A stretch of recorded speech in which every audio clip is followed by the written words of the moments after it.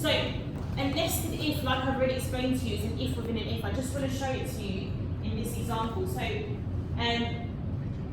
this nested if, okay, is based on these conditions.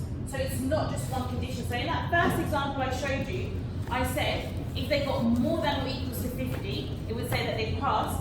Otherwise, regardless of what else it said, it would say failed. Okay?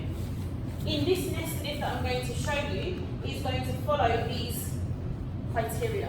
Okay? So if the score is equal to 1, it will say bad. If the score is equal to 2, it will return good. If the score is equal to 3, it will return excellent. If it says anything else, it's going to say not valid. This is where you've got set options. Okay?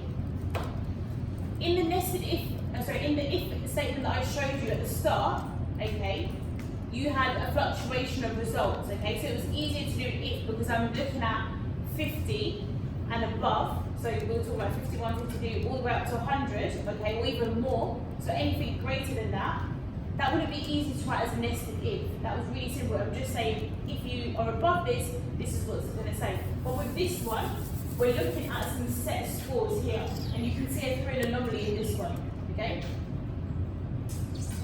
So this is how a nested if looks. This is why I wanted to show you on the board, because I can't zoom in on the formula bar on a spreadsheet normally, okay? It's the same way that you normally write an if, but you will not be using the FX tool, okay? You need to write it yourself in the formula bar, okay? And I want to explain to you how this is broken down. It's really important that you get these elements down, because if you don't, if you make one of these mistakes that I've highlighted up here, your formula will be null, it won't work. So, in here, I've got my first condition. Okay, you need to do it in the order that you want it to be viewed in. So if the cell that I'm looking at equals 1, okay, it's going to follow a certain, it's going to say that it's 4. Okay? So if B2 equals 1, it's 4. Typically, you'll just then have your next message in quotation marks. So 4, it might have then said excellent. But we need to now check if it meets the next criteria. Okay? So we start a new if statement, but we need to separate it with a comma. So then if B2 equals 2, we need it to say good. And again, we started our new brackets here as we would as if it was a new if statement. Again, if it doesn't meet that criteria, so it's not met 1 and it's not met 2, we now need to look at the next if statement. So if B2 equals 3, we need it to say excellent. If that value that we've had hasn't met 3, 2, or 1, we need it to say not valid. Does this bit make sense to you so far, how I've explained it?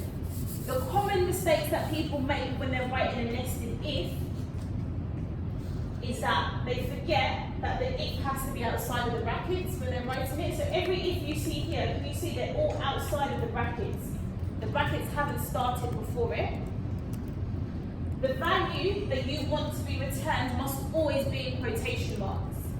Okay, even if instead of Paul you wanted it to be a number, it must be in quotation marks. Otherwise, the spreadsheet doesn't acknowledge that that's the value you want to be replaced there or put in that there. And then ensure all brackets are in pairs. It gets more and more complicated the more conditions that you add into your if statement.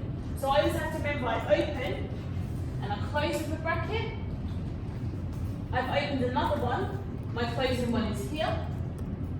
I've opened another one and I've closed it here. So you must make sure they're always in pairs. If you don't, the formula doesn't work.